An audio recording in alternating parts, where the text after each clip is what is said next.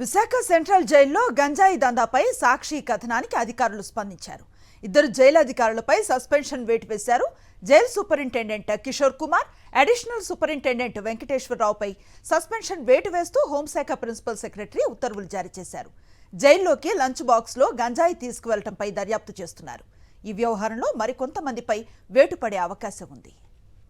ఇదే అంశంపై మరింత సమాచారాన్ని అందిస్తారు మా కరెస్పాండెంట్ నరేష్. విశాఖపట్నంలో గంజాయి కలకలం అనేది రోజు రోజుకు పెరుగుతూ వస్తుంది. అంటే వరుసగా పోలీసులు దాడులు నిర్వహిస్తూనే ఉన్నారు. అందులో దాడుల్లో ఖచ్చితంగా ఎక్కడో చోట గంజాయి పట్టుబడుతూ వస్తుంది. ఏకంగా విశాఖపట్నంలోని సెంట్రల్ జైల్లో ఈ గంజాయి లోపలికి వెళుతుంది, ప్రజలకు చేరుతున్న అంశంపై కూడా సాక్షి టీవీలో వరుస కథనాలు ప్రసారమయ్యాయి. దీనికి సంబంధించి ఇంతగా ఒక రిపోర్ట్ కూడా జైలు శాఖ రెడీ చేసింది. విశాఖ సెంట్రల్ జైల్లో గంజాయి దందాపై సాక్షి కథనానికి అధికారులు స్పందించారు. ఇద్దరు జైలు అధికారులపై సస్పెన్షన్ వేటు వేశారు.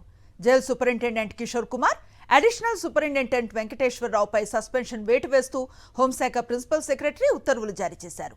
జైల్లోకి లంచ్ బాక్స్లో గంజాయి తీసుకువెళ్లడంపై దర్యాప్తు చేస్తున్నారు. ఈ వ్యవహారంలో మరికొంతమందిపై వేటు పడే అవకాశం ఉంది.